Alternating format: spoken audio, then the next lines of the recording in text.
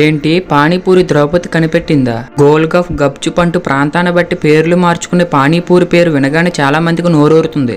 చిన్న పెద్దని తేడా లేకుండా ఈ పానీపూరిలో ఉండే వెరైటీలను ఇష్టంగా ఆరగిస్తుంటారు. ఇక చాలా మంది అమ్మాయిలకు పానీపూరి అంటే ప్రాణం. అయితే పానీపూరి ఇప్పుటి వంటకం కాదట, మహాభారత కాలం నుంచి ఉందట. పురాణాల ప్రకారం పానీపూరిని ద్రౌపది కనిపెట్టిందట. పెళ్ళయ్యాక అత్త కుంతదేవి ద్రౌపదికి ఒక ఆలుగడ్డ, కొంత పిండినిచ్చి పంచపాండవుల ఆకలి తీర్చమంది.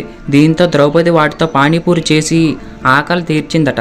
ద్రౌపది తెలివిని మెచ్చుకున్న కుంతదేవి ఆ వంటకం శాశ్వతంగా ఉండిపోతుందని దీవించింది. ఆ వంటకాన్ని నేడు పానీపూరి, గోల్గఫ్ అంటూ వివిధ పేర్లతో మనం పిలుచుకుంటున్నాం.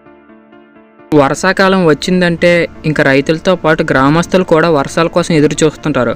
ఒకవేళ వర్షాలు సమయానికి రాకపోతే పూజలు చేయడం, కప్పలకు పెళ్లి చేయడం వంటివి చేస్తుంటారు. అయితే ఒక గ్రామంలో వర్షాలు పడాలని అబ్బాయిలకి పెళ్లి చేస్తారు. అదే కర్ణాటక రాష్ట్రంలోని మాండై జిల్లాలో ఉన్న గంగనహెల్లి గ్రామం. ఈ గ్రామంలో వర్షాల కోసం ఒక అబ్బాయిని ఇంకొక అబ్బాయికి ఇచ్చి ఘనంగా పెళ్లి చేస్తారు. అంతేకాదండి, పెళ్లికి వచ్చిన వాళ్ళకి విందు భోజనాలు కూడా పెడతారు. మరి మీ ప్రాంతంలో సమయానికి వర్షాలు పడేందుకు ఏం చేస్తారో కామెంట్ చేయండి. ఈ బొడ్డోడు ఐన్స్టీన్ని మించినోడు. ఇక్కడ నుంచి ఐక్యూ గురించి మాట్లాడవలసి వస్తే ఈ బొడ్డోడే గుర్తొస్తాడేమో. ఎందుకంటే ఐన్స్టీన్ని మించిన ఐక్యూ ఈ బొడ్డోడు సొంతం. ఈ పిల్లవాడి పేరు రిషి శివ ప్రసన్న. ఇంతకీ ఎవరు రిషి, ఏం చేశాడు తెలుసుకున్నారండి. బెంగళూరుకు చెందిన రిషి శివ ప్రసన్న వయసు 8 ఏళ్ళు. ఆల్బర్ట్ ఐన్స్టీన్ ఐక్యూ లెవెల్ 160 ఉండగా 180తో రిషి రికార్డు సృష్టించాడు.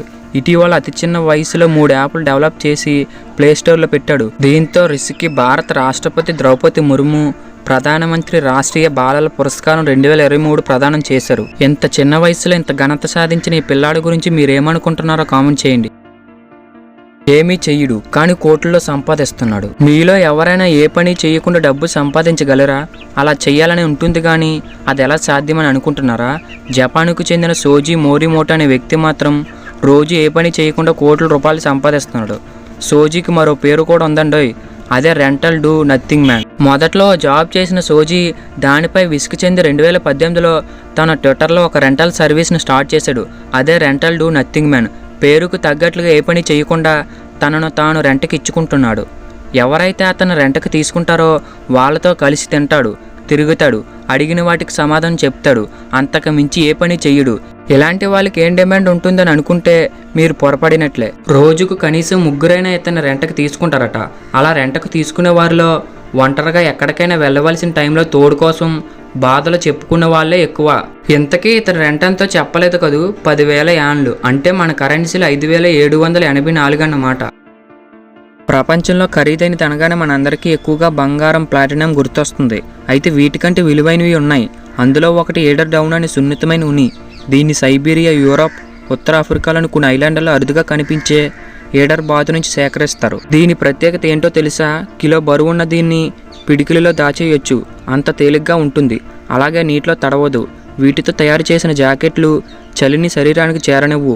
అలాగే దీంతో తయారయ్యే పరుపు ధర దాదాపు 6 లక్షల పైగా ఉంటుంది. దీన్ని ఎలా సేకరిస్తారంటే ఈ బాతులు గుడ్లు పొదిగేందుకు వాటి రెక్కల కింద భాగంలో ఉండే ఈ ఉనిలాంటి దాన్ని తీసి అందులో గుడ్లు పొదుగుతాయి.